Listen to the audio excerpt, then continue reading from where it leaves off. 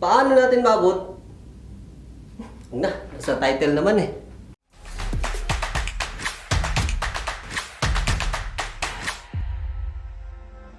Ang viewers pwedeng manood kahit hindi nakasubscribe, pero ang subscribers pwedeng nakasubscribe pero hindi manonood.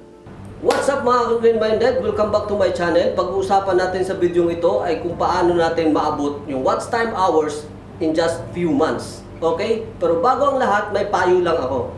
Para dun sa mga bagong YouTubers na hindi pa umabot ng 1,000 subscribers.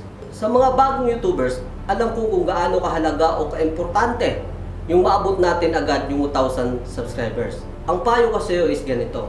Una, wag lang subscribers ang hahanapin nyo. Hanapin nyo rin yung mga viewers. Okay? Wag lang yung puro pa-subscribe naman, pabalik naman, bisita ka sa bahay ko, inunahan na kita.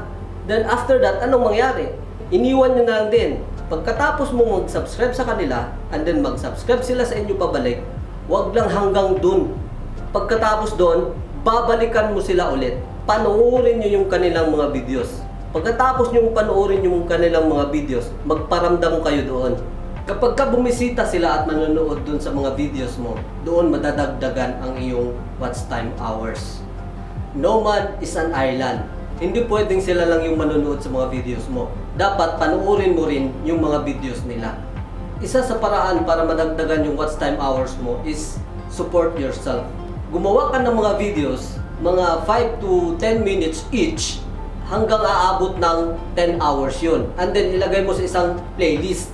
Pagkatapos nun, kung meron kang dalawang phone, tapos isang laptop, at magpe-play yun ng 10 hours each every day, so kuha mo na yung 30 hours a day. In just 1 month, magkakaroon ka ng 900 watch time hours. Plus, dagdagan pa yan ng mga kaibigan mo, ng family mo, tapos yung mga subscribers, at yung mga hindi subscribers na nanood dun sa videos mo, and then baka aabot ng 1,000 watch time hours in just 1 month. Pangalawa is live streaming. Maganda rin yung live streaming. Kasi, nakakakuha ka na ng mga subscribers, nakakakuha ka pa ng watch time hours. And then, yung mga nanood doon sa live streaming mo, sila-sila din yung mag-subscribe sa bawat isa. Papa Dong, paano kami mag-live?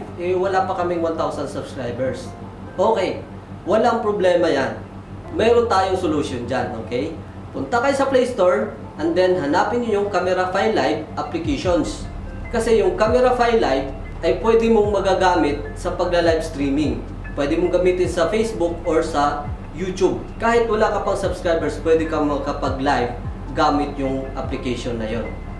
So, yun lang mga ka-green-minded. Sana may natutunan kayo at napupulot na idea sa video kong ito.